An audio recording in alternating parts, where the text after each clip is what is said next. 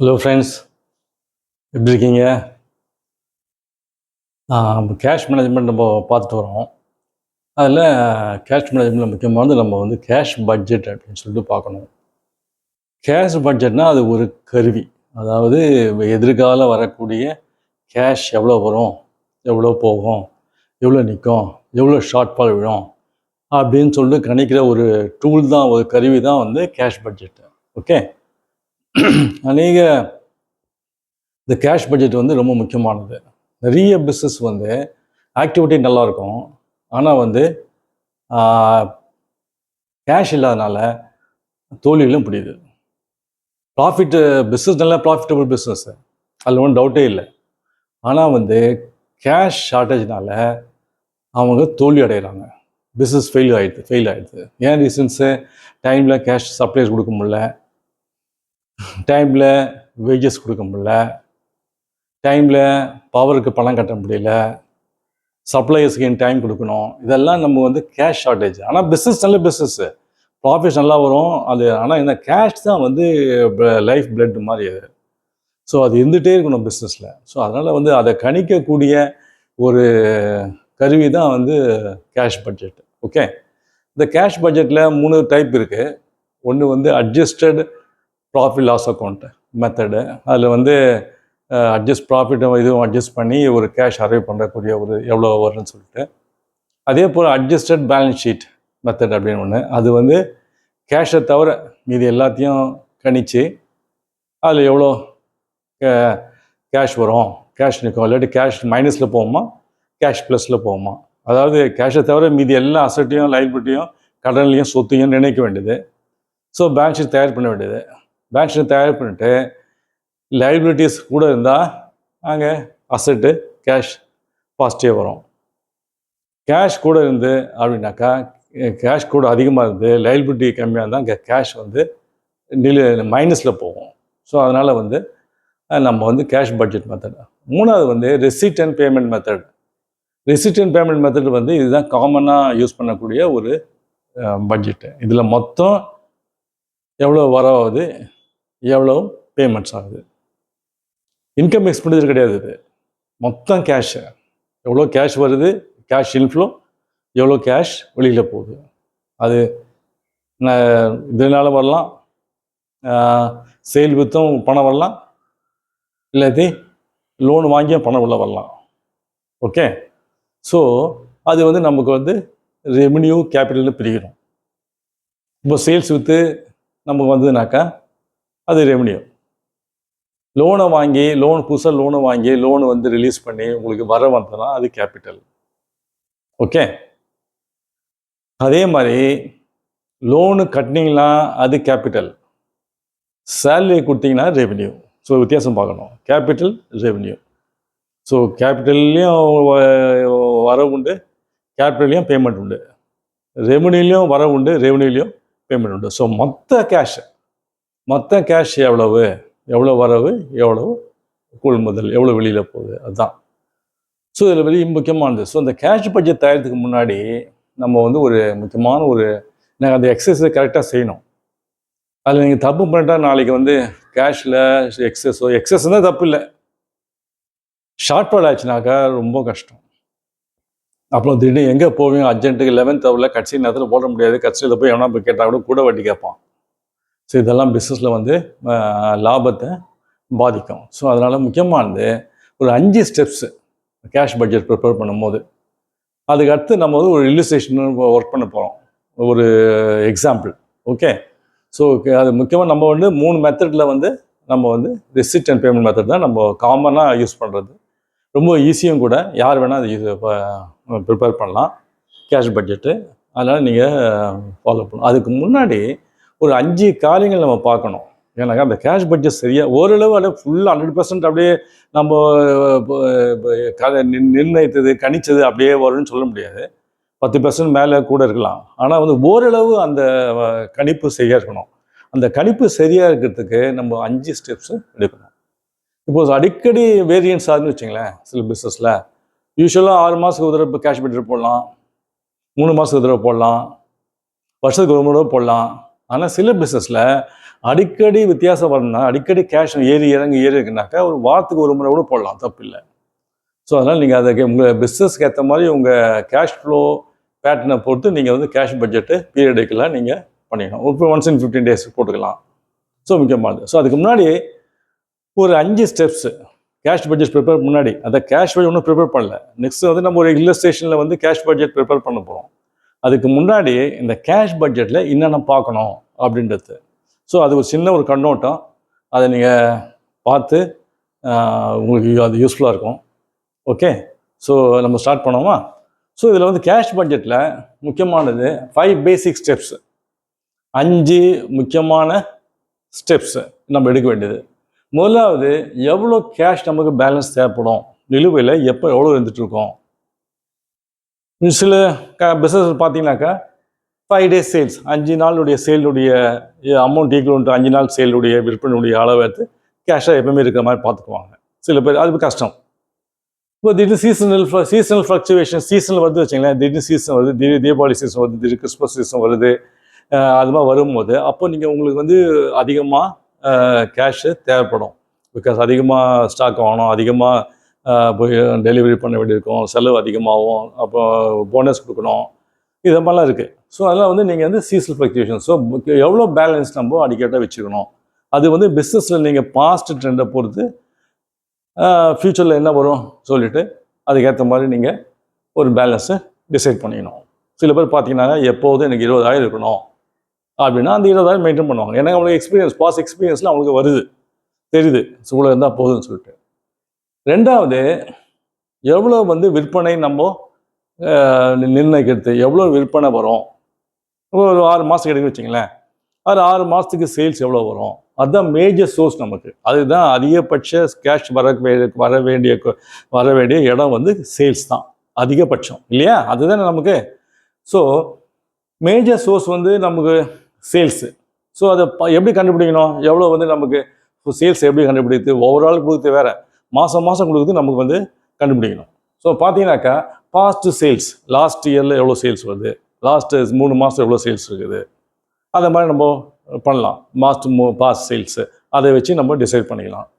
அதே மாதிரி திடீர்னு எக்கனாமிக் ஸ்விங்ஸ்னாக்கா, திடீர்னு ஒரு பூம் வருது, திடீர்னு எல்லாம் இப்போ ஜனங்கள் எல்லாம் நிறைய பட்ஜெட்டில் நிறைய பேங்க் வந்து நிறைய கேஷ் கொடுக்குது, நிறையா வந்து எக்கனாமிக் எய்டு கொடுக்குது, திடீர் ஃபண்ட்ஸ் ரிலீஸ் பண்ணுறாங்க, அப்புறம் இவங்களுக்கெல்லாம் மானியம் கொடுக்குறாங்க. அது மாதிரிலாம் நீங்கள் ஒரு எக்கனாமிக் ஸ்விங்ஸ் வரும்போது கவர்மெண்ட் பாலிசி பொறுத்திருக்கு, ஃபிசிக்கல் பாலிசி பொறுத்திருக்கு, ரிசர்வ் பேங்க் என்ன டிசைட் பண்ணால் சொல்ல முடியாது. அப்புறம் முக்கியமாக கவர்மெண்ட் தான் அப்படி எப்படி ஃபண்ட்ஸை பம்பன் பண்ணுது, எக்கனாமிக் எப்படி பிக்கப் ஆகுது, ரிசெஷனில் இருக்குதா இல்லாட்டி இதில் க்ரோத்தில் இருக்கா, இதெல்லாம் நம்ம பார்த்து பண்ணும்போது அதுக்கேற்ற மாதிரி நம்ம வந்து சேல்ஸை வந்து மாற்றணும். ஓகே, இப்போ சப்போஸ் இது ரூரலில் பார்த்தீங்கன்னாக்கா, இப்போ இன்சூரன்ஸ் கம்பெனிலாம் ரூரலில் போய் இது கடையை போடுறான். ஏன் ரூரலில் கடையை போடுறான்னா, அங்கே ரூரலில் இருக்கிற பணம் வேற எங்கேயும் இல்லை, ரூரலில் அதிகமாக மக்களுக்கு பணம் இருக்குது, அவங்களுக்கு இது இன்சூரன்ஸ் இது சரியில்லை அப்படின்னு சொல்லி இன்சூரன்ஸ் ப்ராடக்ட் வைக்கிறதுக்கு அங்கே போகிறான். ஸோ அது மாதிரி உங்களுக்கு வந்து ஒவ்வொரு இதுவும் இப்போ ஸ்டேஜஸ் பொறுத்து இருக்குது. ஸோ கவர்மெண்ட் பாலிசியை பொறுத்திருக்கு, மக்களுடைய இன்கம் பொறுத்திருக்கு. அப்புறம் வந்து திடீர்னு ஒரு ஃப்ளட்டு வந்துச்சு, அங்கே வந்து ஒன்றுமே பண்ண முடியாது, சேல்ஸ் நிச்சயமாக போயிடும். திடீர்னு ஒரு இடத்துல ஒரு நல்ல ஒரு இண்டஸ்ட்ரி வருது, இப்போ பார்த்தீங்கன்னா சென்னையில் வந்து ஏர்போர்ட் வருது, சுற்றி பல கன்ஸ்ட்ரக்ஷன் ஆக்டிவிட்டி அதிகமாகும். ஸோ இது மாதிரிலாம் நிறைய பார்த்து தான் நம்ம வந்து சேல்ஸ் வந்து ஃபோக்கஸ் பண்ணணும். ஓகே, நிர்ணயிக்கணும். தென் காம்படிஷன், எவ்வளோ போட்டி, எத்தனை பேர் இருக்காங்க போட்டியாளர், ஒருத்தர் 2 பேர் இருக்கானா, தூரத்தில் இருக்கானா கிட்ட இருக்கானா, அதெல்லாம் முக்கியம். ஒரே தெருவில் இருக்கானா, ஒரே தெருவில் தான் தப்பு. அது இவங்க போட்டியாளர் பக்கத்தில் இருக்கானா, தூரத்தில் இருக்கானா, மக்கள் எங்கே போகிறாங்க, மக்களுக்கு வெஹிக்கிள் இருக்கா, கன்வீனியன்ஸ் இருக்கா, அங்கே போய் வாங்க முடியுமா இல்லாட்டி இங்கே தான் வாங்க முடியுமா. ஸோ இதை மாதிரி நமக்கு வந்து பார்த்து நம்ம ஃபோக்கஸ் பண்ணணும். அதே மாதிரி ஃப்ளக்சுவேஷன், டிமாண்டில் வந்து ஃப்ளக்சுவேஷன்ஸ் எப்போவுமே டிமாண்டில் வந்து வித்தியாசம் இருந்துகிட்டே இருக்கும். எப்பவுமே ஈவனாக அப்படியே யூனிஃபார்மாக அப்படியே சராசரியாக அப்படியே சேல்ஸ் இருக்குன்னு சொல்லி போட்டால் தப்பு, அது அந்த கணக்கு தப்பு. சீசன் பொறுத்திருக்கு, டைம் பொறுத்திருக்கு. ஓகே, அப்புறம் வந்து திடீர்னு ஏதாவது ஒரு இன்சிடென்ட் வரும், அதுக்கு பொறுத்திருக்கு.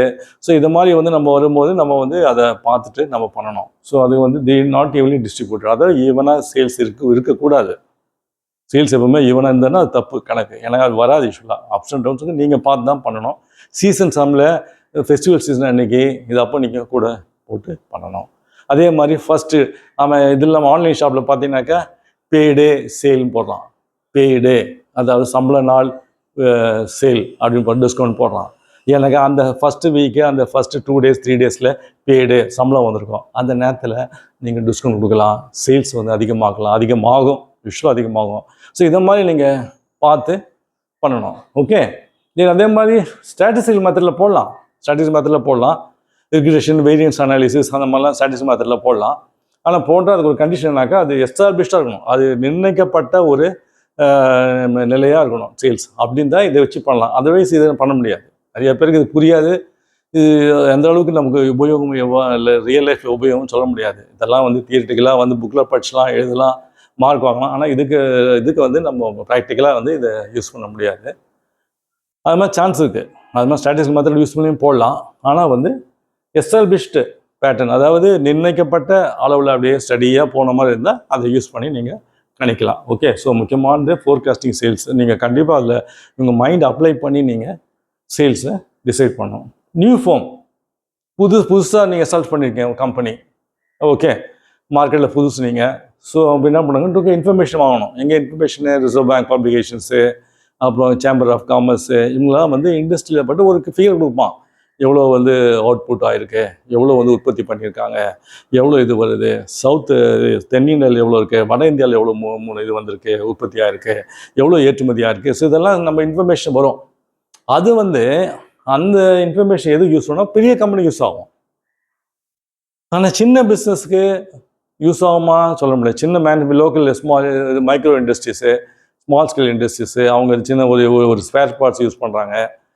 ஒரு வந்து லூகாஸ் டிவிஎஸ்க்கு ஸ்பேர் பார்ட்ஸ் ஒரு லோன் நாங்கள் கொடுத்தோம் ஒரு பேங்க்கில். அவன் வந்து ஸ்பேர் பார்ட்ஸ், இந்த ஸ்பேர் பார்ட்ஸ் யாருக்கு கொடுக்குறேன்னாக்கா லூகாஸ் டிவிஎஸ். ஓகே, ஸோ அது வந்து எப்படி இருக்குது அதை பொறுத்துக்கு நம்ம பார்க்கணும். ஸோ அதுக்கேற்ற மாதிரி அப்போது சப்போஸ் உங்களுக்கு எதுவுமே இல்லைன்னா எப்படி நிர்ணயிக்குது அப்படின்னாக்கா, நீங்கள் வந்து உங்கள் ஃப்ரெண்ட்ஸு, உங்கள் சிமிலர் பிஸ்னஸ் பீப்புளில் ஃப்ரெண்ட்ஸை மீட் பண்ணுவீங்க. உங்கள் மார்னிங் வாக்கிங் போகும்போது சில ஃப்ரெண்ட்ஸை மீட் பண்ணுவீங்க. ஸோ அதே உங்களை மாதிரி பிஸ்னஸ் செய்கிறவங்ககிட்ட நீங்கள் ஒரு ஐடியா கேட்கலாம், பேசலாம். எவ்வளோ உங்களுக்கு வருது, எவ்வளோ நீங்கள் விற்பனை பண்ணுறீங்க, எவ்வளோ வந்து ரா மெட்டீரியல் எங்கே வாங்குறீங்க, இதெல்லாம் நீங்கள் ஃப்ரெண்ட்ஸ் மூலமாக அப்படியே நீங்கள் கேள்வினா ஒரு ஐடியா வரும். எவ்வளோ உங்களுக்கு சேல்ஸ் வரும், இந்த இடத்துல எவ்வளோ வரும் அப்படின்னு சொல்லிட்டு. இந்த புக் ஷாப் வச்சுருக்கீங்க. ஸோ பக்கத்தில் 4 கடை தள்ளி அல்லாட்டி ஒரு பக்கத்து ஊரில் இது பண்ணி ஃபோன் பண்ணி கேட்கலாம் உங்களுக்கு எவ்வளோ சேல்ஸ் ஆகுது. புக் ஸ்டோர் வச்சுருக்கீங்கன்னு வச்சிங்களேன், புக் ஷாப்பு, அதே மாதிரி ஸ்டேஷனரி ஐட்டமு. ஸோ இதெல்லாம் ஸ்கூல் பக்கத்தில், ஸ்கூல் தூரம் இருந்தால் வேறு, ஸ்கூல் கிட்ட இருந்தால் வேறு பண்ணக்கூட. ஸோ இதெல்லாம் வந்து நிறைய காரியங்கள் இருக்குது. அதை நீங்கள் தான் ஜட்ஜு, நீங்கள் தான் அதை யோசிச்சுட்டு பண்ணணும். Okay, so very important. So just talk to your friends. Small பிஸ்னஸ்க்கு உங்கள் ஃப்ரெண்ட்ஸ்கிட்ட பேசுனா ஒரு ஐடியா வரும், எவ்வளோ சேல்ஸ் வரும், ஒரு ஐடியா வரும். அந்த ஐடியா பேஸ் பண்ணி நீங்கள் சேல்ஸ் வந்து நிர்ணயிக்கலாம், கணிக்கலாம், பட்ஜெட்டில் கொண்டு வரலாம். அதுக்கடுத்தது ஃபோர்காஸ்டிங் கேஷ் ரெசிஸ்ட்னாக்கா கேஷ் வரவு. என்னென்ன கேஷ் வரவு முக்கியமானது, ஃபோர்காஸ்ட் முக்கியம். நீங்கள் வந்து நீங்கள் கொடுத்த கடன், நீங்கள் கடனில் விற்ற கடனாளிகள் உங்களுக்கு பணம் கொடுக்கணும் இல்லையா, அதுக்கு பேர் டெட்டாஸ்னு பேர். Debtors or receivables. அதை வந்து நீங்கள் பார்க்கணும், அது எவ்வளோ வரும். அப்போ நீங்கள் உங்கள் கஸ்டமர் கடன் கொடுத்துருப்பீங்க, 20% இமீடியட்டாக கட்டி ஆகணும், மீதி 80% 2 மாதத்தில் கட்டணும் அப்படின்னா நீங்கள் அதுக்கேற்ற மாதிரி நீங்கள் கேஷை வந்து கூட்டி குறைச்சி மாற்றி போடணும். ஸோ உங்கள் ரிசீவபிள்ஸ் எப்படி இருக்குது, நீங்கள் வந்து கொடுத்த கடனாளிகள், நீங்கள் கடனில் விற்ற ஆட்கள், உங்கள் கஸ்டமர்ஸ் எப்படி பணம் கட்டுங்க, என்ன டேர்ம்ஸ் கொடுத்துருக்கீங்க, 50-50யா, 20-80யா, ஒரு மாதம் நெக்ஸ்ட் மாதம் கட்டுற மாதிரி கொடுத்தீங்களா. இதை மாதிரி வந்து நீங்கள் பல விதமான டேர்ம்ஸ் கண்டிஷன்ஸ் இருக்குது. அதுக்கேற்ற மாதிரி நீங்கள் பார்த்து நீங்கள் சேல்ஸை வந்து மாற்றி போடணும். ஸோ அது வந்து வரவு. அது இல்லாத நீங்கள் வந்து வேறு உங்களுக்கு ரெசிப்ட் வரும். வேறு என்ன ரெசிப்ட் வரும், ரெண்ட்டு வரலாம், நீங்கள் இன்வெஸ்ட் பண்ணிக்கலாம், டிவிடெண்ட் வந்திருக்கலாம். ஓகே, இதெல்லாம் உங்களுக்கு வந்து நீங்கள் உங்கள் மிஷினை லீஸில் கொடுத்துருக்கலாம், லீஸ் ரெண்டில் வந்திருக்கும். ஸோ இதை மாதிரிலாம் வரும்போது அந்த ரெசிப்ட்டை நீங்கள் சேர்த்துக்கணும். அது பிஸ்னஸ்க்கு ரொட்டேஷனுக்கு ரொம்ப யூஸ் ஆகும். ஓகேவா. தென் 1, 2, 3 4வது வந்து கேஷ் டிஸ்பர்ஸ்மெண்ட். எப்படி கேஷை வந்து டிஸ்போஸ் பண்ணணும். முக்கியமானது கேஷ் பேமெண்ட்டில் எது முக்கியமானதுன்னா கச்சா பொருள், குட்ஸு, புரியுது உங்களுக்கு, அதெல்லாம் டீல் பண்ணுங்க. So raw materials. Okay, raw materials அவன் உங்களுக்கு எவ்வளோ கடன் டேர்ம் கொடுக்குறான், நீங்கள் உடனே கட்டணுமா, இல்லாட்டி 60 நாளில் கட்டலாமா, 40 நாளில் கட்ட சொல்கிறானா, அவன் கண்டிஷன்ஸ் என்ன கண்டிஷன்ஸு, அதுக்கேற்ற மாதிரி நீங்கள் கேஷ் பட்ஜெட்டில் பிரித்து போடணும் பேமெண்ட்டில். நம்ம இல்லிஸ்ட்ரேஷன் போடும்போது ரொம்ப ஈஸியாக இருக்கும். அது ரொம்ப அதனால் நீங்கள் கரெக்டாக பண்ணணும். ஏன்னாக்கா கேஷ்னால தான் நிறைய பிஸ்னஸ் படுத்துருச்சு, ஃபெயில் ஆகிட்டு. காரணம் பிகாஸ் ஆஃப் கேஷ் இல்லாததுனால. ஆக்டிவிட்டி லாபம் இல்லை, ஆக்டிவிட்டி லாபமான ஆக்டிவிட்டி, ஆனால் கேஷ் இல்லை. அதனாலேயே ரா மெட்டீரியல் முடங்கி போச்சு, அதனாலேயே பவர் வராது போயிடுச்சு, அதனாலே லேபர் வராது போயிடுச்சு. ஸோ முக்கியமானது cash. So raw materials. Next வந்து வேறு என்ன, இஎம்ஐ. இப்போ லோன் கட்டுங்க, இன்ட்ரெஸ்ட் எவ்வளோ கட்டுவீங்க, சர்வீஸ் பண்ணுவீங்க. ஓகே, அதே மாதிரி இஎம்ஐ எவ்வளோ லோன் வாங்கி, டேர்ம் லோன், பில்டிங் லோன் வாங்கியிருப்பீங்க, மெஷினரி லோன் வாங்கியிருப்பீங்க, எவ்வளோ கட்டணும், கேஷ் அவுட் ஃப்ளோ எவ்வளோ, கேஷ் எவ்வளோ வெளியில் போகுது, அதுக்கு நிர்ணயிக்கணும். அது மாதிரி ரெண்ட்டு, நீங்கள் கொடுக்க வேண்டிய ரெண்ட்டு. அதே மாதிரி இந்த மாதத்தில் ஏதாவது வருகிற 3 மாதத்துல 4 மாதத்துல ஏதாவது மிஷின் வாங்க போகிறீங்களா, இல்லாட்டி ஏசி வாங்க போகிறீங்களா, ஃபிக்ஸட் அசட் ஏதாவது ஃபர்னிச்சர், டேபிள், டெக்கரேஷன் பண்ண போகிறீங்களா. ஸோ அதெல்லாம் நீங்கள் அதில் போடணும். So machinery, building, furniture, AC, so இதை மாதிரி ஃபால் சீலிங் வைக்கிறது, இதெல்லாம் வந்து fixed asset purchases. Okay, so இதெல்லாம் பண்ணிங்கன்னா எவ்வளோ கேஷ் டிஸ்போஸ்மெண்ட். இது கூட நம்ம எச்சரிக்கையாக இருக்கிறதுக்காக நம்ம 10 to 20% எக்ஸ்டென்சி கொடுத்து, 1 லட்சம் வந்து வச்சிங்களேன், கூட ஒரு 20,000 சேர்த்துக்கணும். 1,20,000. ஸோ முன்னுக்கு வரும் இல்லையா, கரெக்டாக 1 லட்சம் வராது. ஸோ 10 to 20% கண்டிஜென்சி, எமர்ஜென்சியாக சேர்த்துக்கிட்டோம். ஸோ நாளைக்கு ஏதாவது முன்னுக்கு வந்துன்னா கூட திடீர்னு கொஞ்சம் வேலையை ஏற்றினான்னு வச்சிங்களேன், டக்குன்னு அப்போ மாறும். அப்போ நீங்கள் கஷ்டப்படுவீங்க. அதில் முதலில் முன்கூட்டி ஒரு 25%, 10 to 20% கண்டிஜென்சி எக்ஸ்ட்ரா அப்படின்னு போட்டிங்கனாக்கா உங்களுக்கு சேஃப். அதே மாதிரி இப்போ சில கஸ்டமர் என்ன சொல்லுவாங்க, சார் எனக்கு எங்கே ஸ்டார்ட் பண்ணுறது, எங்கே முடிக்குதுன்னு தெரியல சார், நான் எப்படி சார் பண்ணுறது அப்படின்னா, அந்த மாதிரி ஆளுங்களுக்கு, கஷ்டப்படுற ஆளுங்களுக்கு ஒரு 10 நாளைக்கோ 20 நாளைக்கோ டெய்லி லிஸ்ட் போடுங்க.